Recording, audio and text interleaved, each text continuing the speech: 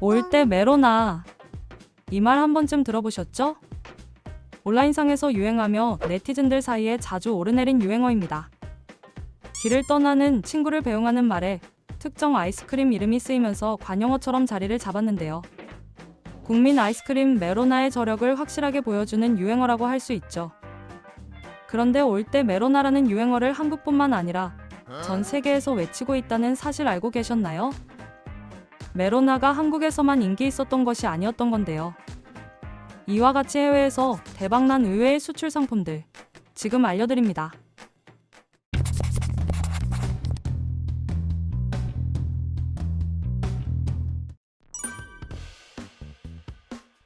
흔히 우리나라의 수출 효자 상품이라고 하면 반도체나 자동차, 디스플레이 같은 것들을 떠올리실 텐데요. 사실 우리 생활 주변에서 흔하게 접하던 물건들 중 해외에서 큰 사랑을 받은 의외의 수출 효자 상품들이 많이 있습니다. 특히 K푸드는 외국에서 건강식의 이미지를 구축하며 김치, 불고기, 비빔밥 등이 큰 사랑을 받아왔는데요. 최근에는 미국의 한 마트에서 판매를 시작한 냉동김밥이 큰 사랑을 받으며 연일 매진이 되어 화제가 되기도 했습니다.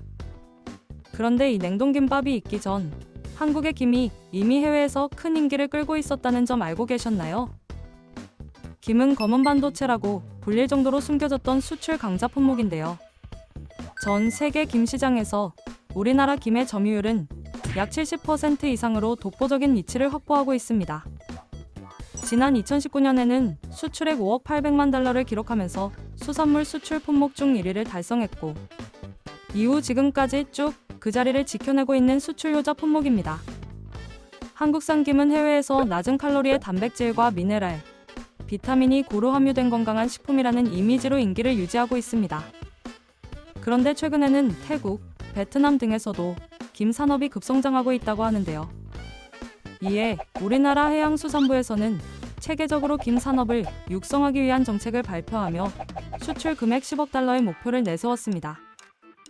그만큼 한국 김의 발전 가능성과 상품성을 높게 평가한 것으로 볼 수 있겠죠.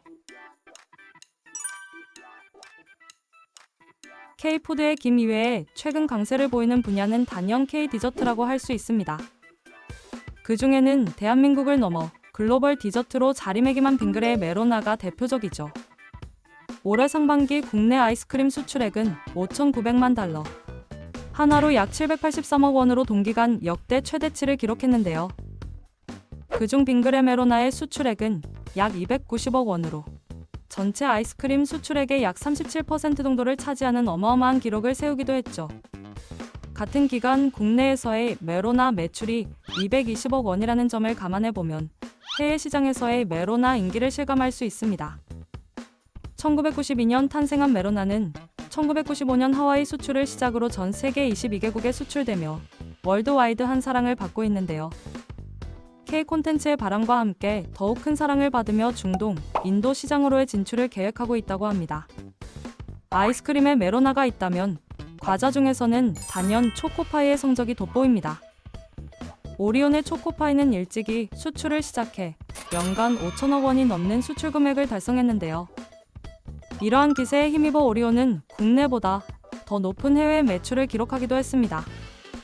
올해 상반기 오리온의 매출은 1조 3,777억 원인데 그중 중국 법인이 5,616억 원으로 전체의 41%, 한국은 5,214억 원으로 38%를 차지한다는 점이 눈에 띕니다.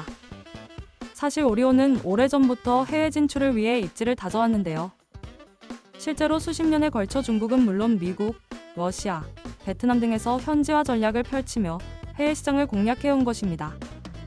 특히 베트남에서는 초코파이에 이어 꼬북칩까지 선풍적인 인기를 끌어 오리온 베트남 법인으로부터 500억 원을 수령하는 자본 리쇼어링을 이루며 베트남 사업이 안정적으로 운영, 성장됨을 증명하기도 했습니다.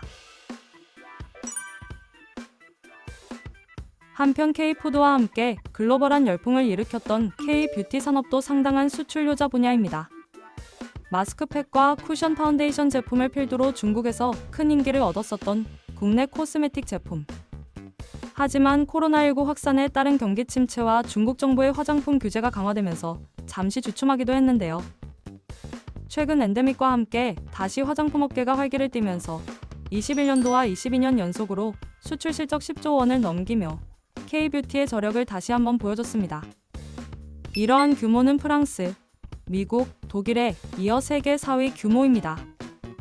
비록 중국으로의 수출은 감소했지만 대신 대만, 태국, 필리핀 등 동남아시아와 프랑스, 캐나다 등 다양한 지역으로의 수출이 증가한 점이 눈에 띄는데요. 특히 프랑스 화장품의 점유율이 압도적이었던 일본 시장에서 화장품 수입 1위를 차지하며 강력한 K-뷰티의 힘을 보여줬습니다. 이러한 기록을 세운 데에는 화장품 업계의 선두주자인 아모레퍼시픽과 LG생활건강, 이외에도 AHC, 클리오 등 중소기업의 활약이 두드러졌기 때문인 것으로 분석됩니다. 또 최근에는 코스메틱 제품을 넘어서 두발 세정용품의 수출도 크게 늘고 있습니다. 한국 샴푸는 미국, 러시아, 중국 등에서도 큰 사랑을 받고 있는데요. 국내에서 탈모 관리 샴푸가 큰 인기를 끌면서 해외 수출에서도 좋은 성적을 내고 있습니다. 아모레퍼시픽과 LG생활건강을 필두로 TS트릴리온, 닥터포에어 등 중소기업의 탈모 샴푸까지 세계 여러 나라로 수출되며 더욱 다양한 분야에서 K-뷰티의 힘을 보여주고 있습니다. 그리고 여기 전혀 예상하지 못했던 세계 점유율 50% 이상의 수출 품목이 있습니다. 바로 동전입니다. 돈을 수출한다는 게 조금 이상하다고요? 우리나라에서는 동전의 그림을 찍어내 완성된 동전을 한국은행으로 납품하지만 외국의 경우에는 그림을 찍어내기 전인 백지 상태의 동전을 반제품 형태로 수입해 자국에서 동전을 완성하거든요. 이런 백지 상태인 동전을 소전이라고 하는데요. 우리나라의 풍선홀딩스가 세계 70여 개 국가에 이 소전을 수출하면서 세계 시장의 50% 이상을 책임지고 있다고 합니다. 풍선홀딩스는 1973년 대만을 시작으로 1993년 이의결성과 함께 유로화를 위한 소전을 대량 생산하면서 성장했습니다. 최근에는 신용카드의 사용 증가로 소전 수출이 주춤하기도 했지만 여전히 세계 시장 점유율에서는 독보적인 세계 정상급의 동제품 전문기업이라고 할 수 있습니다. 우리가 주변에서 흔히 보지만 수출 효자템이라고는 생각하지 못했던 제품들이 정말 많은데요. 한국인이 사랑하는 제품들, 신기하게 해외에서도 큰 사랑을 받고 있었네요.